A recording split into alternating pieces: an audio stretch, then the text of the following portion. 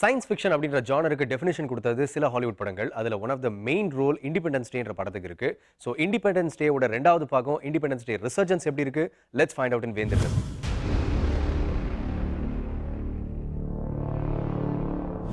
இப்போ இந்த படத்துடைய கதையை பற்றி பார்க்கலாம்.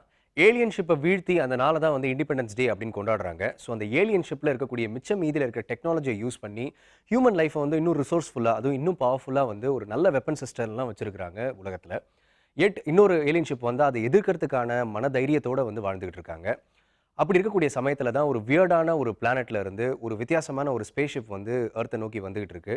அது எல்லாருமே எதிர்பார்த்துட்டு இருக்க சமயத்தில் அந்த ஸ்பேஸ் ஷிப், அதாவது உலகத்தை தாக்காமல் வெயிட் பண்ணிக்கிட்டே இருக்குது. ஹியூமன்ஸ் வந்து அதை தாக்கி அந்த ஸ்பேஸ் ஷிப் வந்து டெஸ்ட்ராய் பண்ணிடுறாங்க. அதை வந்து ஒரு விக்ட்ரியாகவும் கொண்டாடிட்டு இருக்காங்க. பட் அதுக்கு மேலே ஒரு ட்விஸ்ட் நடக்குது. அந்த ட்விஸ்ட் என்ன அப்படின்னு பார்த்தீங்கன்னா, அந்த ஆல்ரெடி அழிக்கப்பட்ட ஸ்பேஸ் ஷிப் வந்து ஹியூமனை வந்து அழிக்க வரல, அது வந்து ஹியூமனுக்கு ஹெல்ப் பண்ணப்பட்டிருக்கு, அதாவது ஹெல்ப் பண்ணுறதுக்காக வருது அப்படின்றத வந்து லேட்டராக தெரிஞ்சுக்கிறாங்க. அது ஆல்ரெடி வந்து இண்டிபெண்டன்ஸ் டே 1ல் காமிச்சிருக்கிற ஸ்பேஸ் ஷிப்போட 3 மடங்கு, அதாவது 5 மடங்கு பெருசாக வந்து இன்னொரு ஸ்பேஸ் ஷிப் வந்து உலகத்தை நோக்கி வந்துகிட்டு இருக்கு அப்படின்றத லேட்டராக தெரிஞ்சுக்கிறாங்க. அப்போ ஒரு ஏலியனோட திரும்ப ஒரு வார் வந்து ஸ்டார்ட் ஆகுது. ஸோ அட்வான்ஸ் வெப்பனரியோட ஏலியனை வந்து இவங்க ஃபேஸ் பண்ணுறாங்களா? அந்த ஆல்ரெடி வந்த ஒரு ஸ்பேஸ் ஷிப், அதாவது ஹியூமனுக்கு ஹெல்ப் பண்ண வந்த ஸ்பேஸ் ஷிப் என்ன ஆச்சு? அதுலேருந்து நம்மளுக்கு ஏதாவது ஒரு டெக்னாலஜி கிடைக்குதா? ஸோ இந்த வார் அண்ட் ஆஸ்பெக்ட் எப்படி நடக்குது அப்படின்றத ரோலண்ட் எம்ரிச் ஸ்டைலில், அதாவது பெரிய டிசாஸ்டர், பெரிய பெரிய ஸ்கேல் ஷார்ட்ஸ் வச்சு கொடுத்துருக்கிற படம் தான் இண்டிபெண்டன்ஸ் டே ரிசர்ஜன்ஸ்.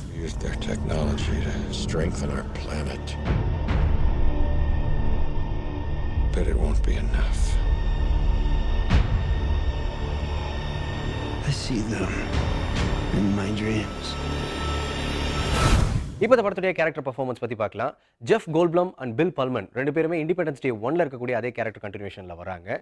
அதாவது சயின்டிஸ்ட் அண்ட் பிரசிடென்ட் கேரக்டரில் வராங்க. ஜெஃப் கோல்ப்ளம் வந்து ஒரு மிஸ்ட்ரியாக ஓப்பன் பண்ணக்கூடிய சீனில் வந்து நல்லா பெர்ஃபார்ம் பண்ணியிருக்கிறாரு. பில் பல்மன் வந்து ஒரு பிரசிடென்ட்டாக, அதாவது ஒரு கம்யூனிகேஷனாக இருக்கிறாரு. ரிட்டையர்ட் பிரசிடென்ட்டாக காமிச்சிருக்காங்க. கொஞ்சம் மனநிலை பாதிக்கப்பட்ட மாதிரி காமிச்சிருக்காங்க. அந்த இடத்துல வந்து நல்ல பெர்ஃபார்மன்ஸ் கொடுத்துருக்காரு அப்படின்னு சொல்லலாம். லியம் ஹெம்ஸ்வர்த் அண்ட் ஜெஸ்ஸி ஓஷர் ரெண்டு பேரும் வந்து லீட் ப்ளே பண்ணியிருக்காங்க. நிறைய வந்து ஸ்பேஸ் வந்து கேரக்டரில் கிடைக்கலனாலும் இவங்க வந்து நிறைய ஆக்ஷன் சீக்வன்ஸில் வந்து சூப்பராக பெர்ஃபார்ம் பண்ணியிருக்காங்க அப்படின்னு தான் சொல்லணும். அண்ட் மைக்கா மெனோர் வந்து இந்த இடத்துல ஃபீமேல் லீட் பண்ணியிருக்கிறாங்க. அதாவது ஸ்பெஷலாக தன்னுடைய ரிட்டையர்ட் பிரசிடென்ட் அப்பாவை வந்து கவனிக்கிற சீன்ல இருந்து சரி, அதுவும் இல்லாமல் ஒரு ஆக்ஷன் சீக்வன்ஸில் ஒரு பைலட்டாக போய் ஃபைட் பண்ணுறதுலையும் சரி, இவங்களோட பெர்ஃபார்மன்ஸ் வந்து நல்லா பண்ணியிருக்காங்க அப்படின்னு தான் சொல்லணும். மொத்தத்தில் ஆர்டிஸ்ட் லெவல் பெர்ஃபார்மன்ஸ் ஒரு நல்ல பெர்ஃபார்மன்ஸ்.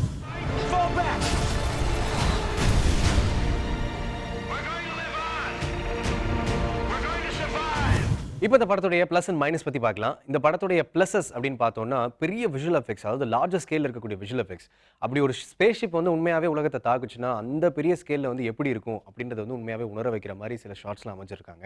அதுவும் இல்லாமல் ஏலியன் வரக்கூடிய சீன்லாம் வந்து ரொம்பவே சுவாரஸ்யமாக அமைச்சிருக்காங்க அப்படின்னு சொல்லலாம்.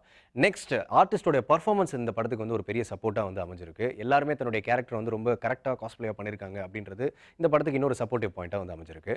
மைனஸ் பார்ட் அப்படின்னு வந்தோம்னா, வழக்கமாக வந்து ரோலண்ட் எம்ரிச் படங்களில் என்ன எதிர்பார்த்து போவோமோ அந்த ஃபேக்டர், அந்த இம்பாக்ட் வந்து கொஞ்சம் கம்மியாக இருக்குது அப்படின்னு தான் சொல்லணும். நிறைய இடங்களில் வந்து ஸ்க்ரீன் பிளே வைஸாக ஒரு பெரிய லேகை வந்து நம்மளால் ஃபீல் பண்ண முடியும். சில இடங்களில் போர் அடிக்கிற மாதிரி அதனாலேயே நம்மளுக்கு தோண ஆரம்பிச்சிருது. அது மட்டும் இல்லாமல் நிறைய இடங்களில் ஓவர் டூ பண்ண மாதிரி, அதாவது இவ்வளோ பெரிய விஷுவல் எஃபெக்ட் சீன் இருந்தாலும் அதை வந்து என்ஜாய் பண்ண முடியாமல் சில இடங்களில் வந்து இரிட்டேட் பண்ணுற மாதிரிலாம் ஃபீலிங் உருவாகுது. அது மட்டும் இல்லாமல் நிறைய இடங்களில் வந்து கதைக்கான சீக்குவல், அடுத்த பாட்டுக்கு வந்து நம்ம வரணும் அப்படின்றதுக்காகவே சில பாயிண்ட்ஸ் வந்து இன்க்ளூட் பண்ணியிருக்கிறாங்க. அது சில இடங்களில் வந்து சாதாரணமாக கன்ஃபியூஸ் பண்ணி விட்டுருது நம்மளை. கதையை புரிஞ்சுக்கிறதுக்கான வந்து வழி அது நம்மளுக்கு கொடுக்கல அப்படின்னு தான் சொல்லணும். இதுதான் அந்த படத்துடைய ப்ளஸ் அண்ட் மைனஸ்.